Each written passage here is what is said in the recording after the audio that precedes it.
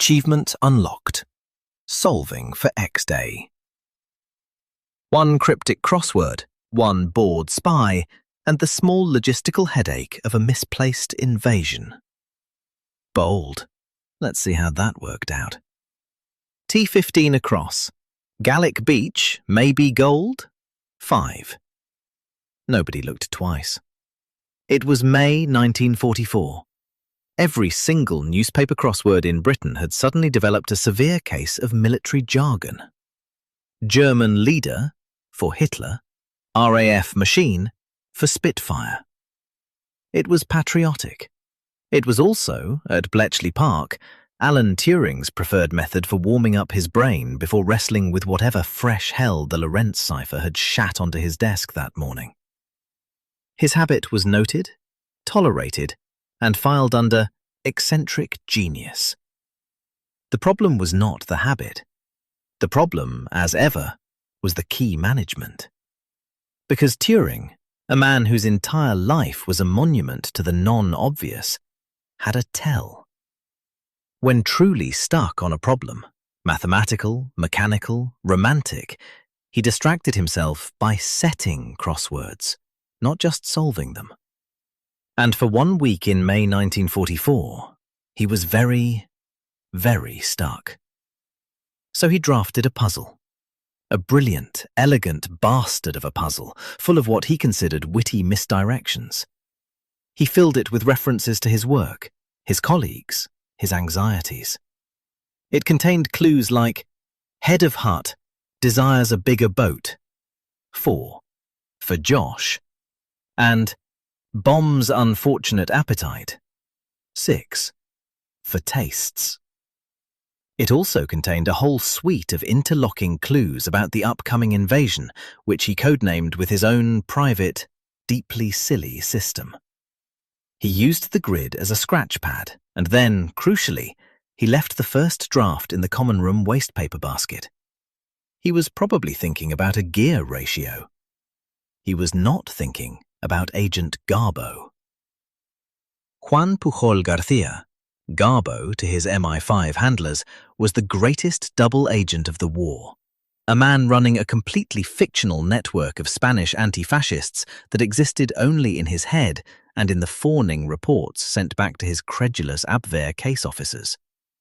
He was also, by May 1944, bored out of his fucking mind. His job was now mostly paperwork, filing expense reports for phantom sub-agents, inventing plausible reasons why his fictional man in Liverpool hadn't spotted any non-existent new American divisions. He found the discarded crossword while looking for something, anything to read that wasn't a train timetable. An amusing diversion. He was a crossword fan, and this one was odd. Too specific. He saw Normandy and Omaha plain as day, but assumed they were red herrings.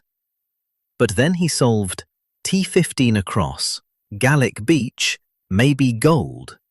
5. He wrote in Arôme for Arromanches-les-Bains. The answer was Juno.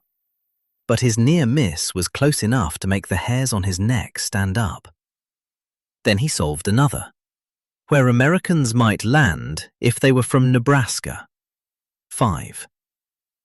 Omaha. Suddenly, this wasn't a puzzle. It was a memo.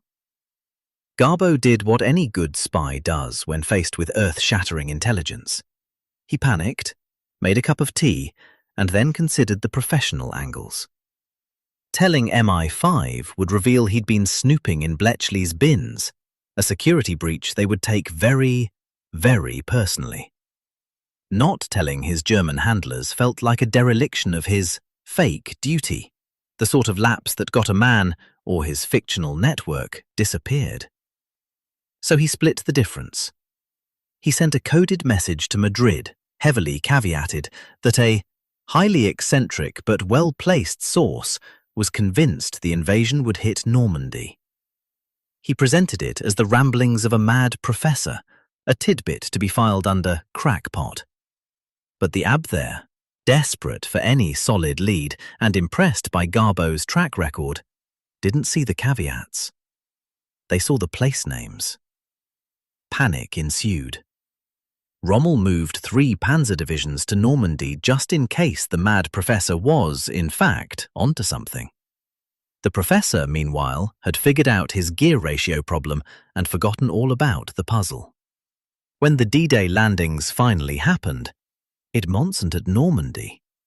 Churchill, taking one look at the panzers sitting there, had sighed, muttered, "Fuck it, we're going to Calais," and changed the entire plan 3 weeks before kickoff. That was filed by Emily Cyphersalt Benshake. Contributor rating, unchanged. That concludes today's entry. You are welcome to do better.